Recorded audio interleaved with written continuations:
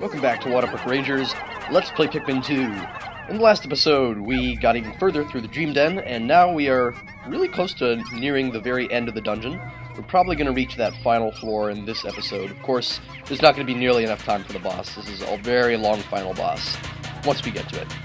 So right now, we've just opened up the sealed exit. I believe this is going to be the last of the holes that's actually sealed on the way down, so we don't have to worry about that anymore.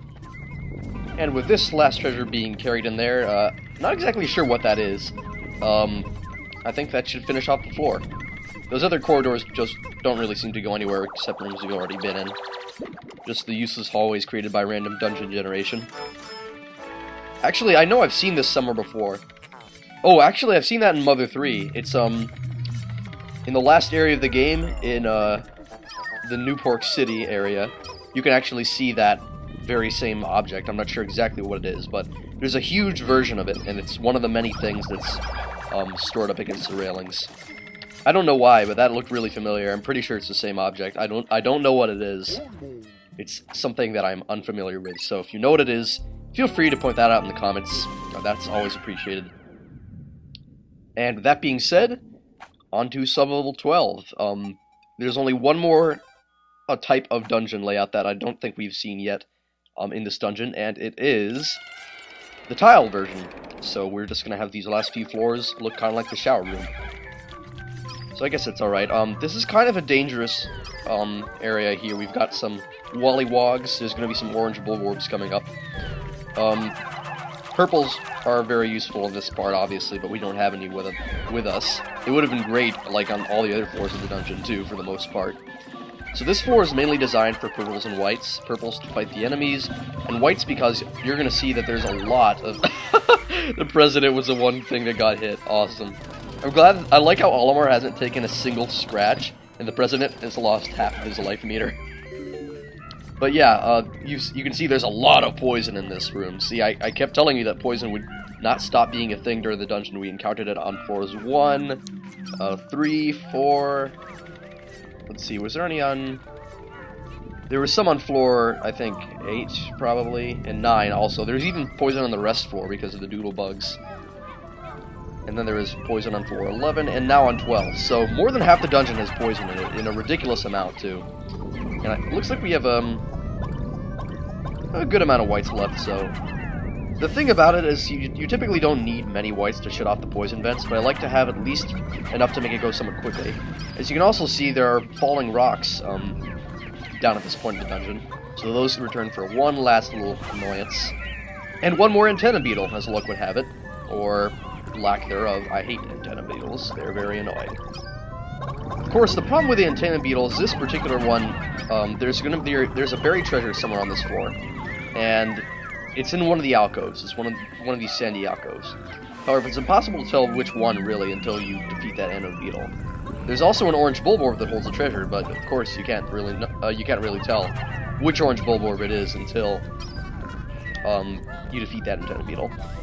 Anyway, we are once again gonna lure this orange bulborb over here using the President's notable girth, and we are just going to disable the poison vent while his back is turned.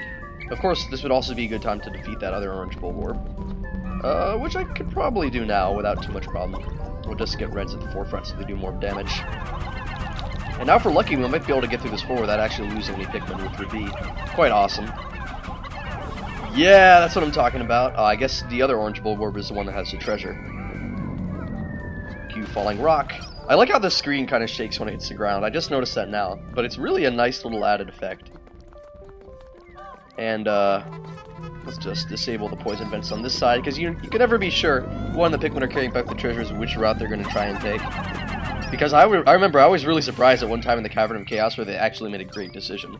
Sometimes Pikmin will make good decisions. Sometimes Pikmin AI is astonishingly amazing. It's very rare, so that's why it's so remarkable. I remember the first time I fought the Mannet Legs ever in Pikmin 2, there was a purple Pikmin that literally dodged all of the bullets by itself. It wasn't even in my party. But the Mannet Legs just decided to start shooting at it, and it kept dodging all the Mannet Legs' shots, and when I finally tried to call the purple Pikmin to my side, it got shot. So... there you have it. Sometimes the Pikmin are smarter without Olimar. I remember, if you remember the end of Pikmin 1, they apparently learn how to jump onto Bulborbs by themselves. But then again, who knows what happened to that group of Pikmin, because you start off with an all-new onion and whatnot for this game. At least I'm pretty sure it's an all-new onion, because at the end of Pikmin 1 you see that there are several onions that all have the same color.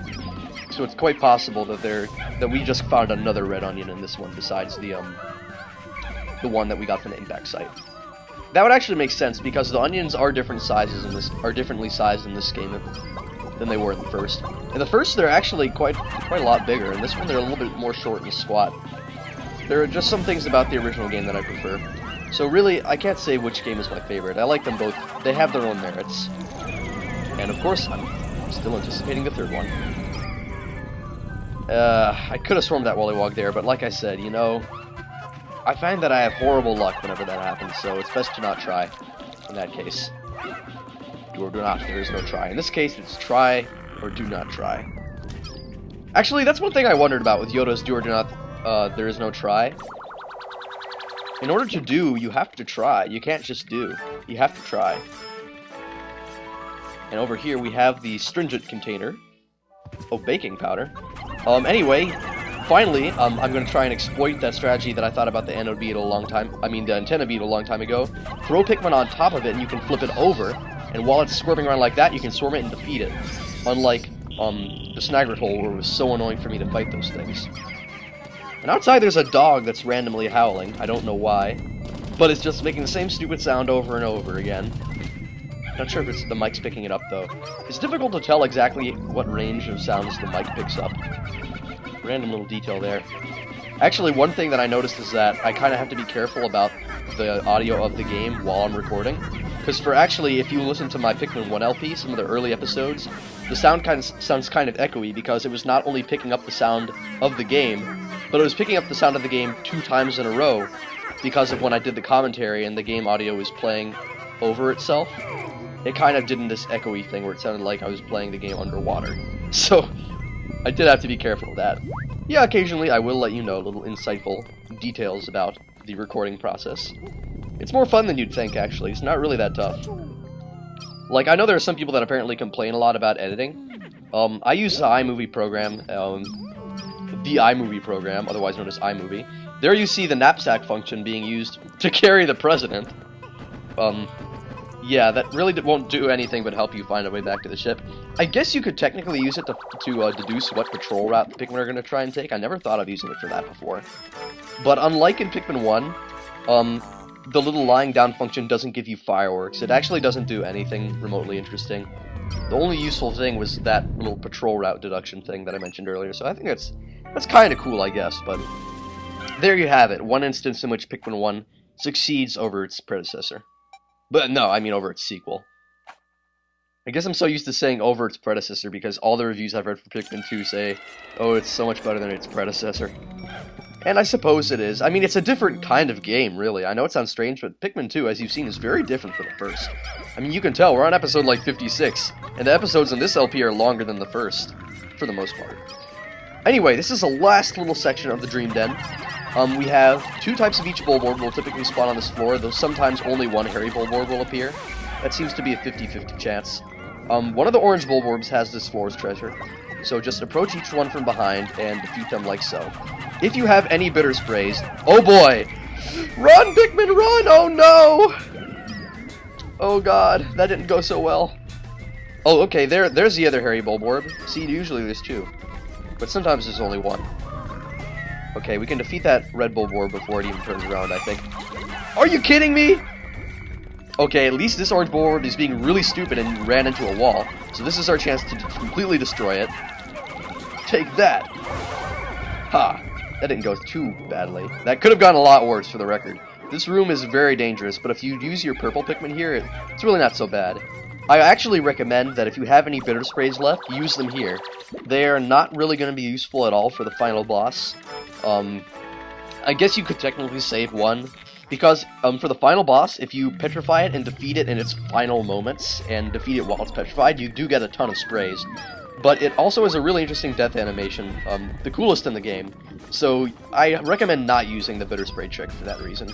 Also, during the battle, for a reason that you'll see, it's just not advisable to use bitter sprays on it, so use them here if you have any left.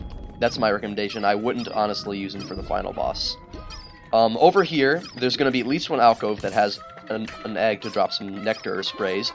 Obviously use it. This is going to be the final encounter and the very end of the game, so we're going to want to have our party looking as good as possible.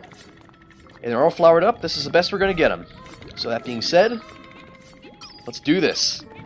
Next episode, we are taking on the final boss of Pikmin 2. See you guys then.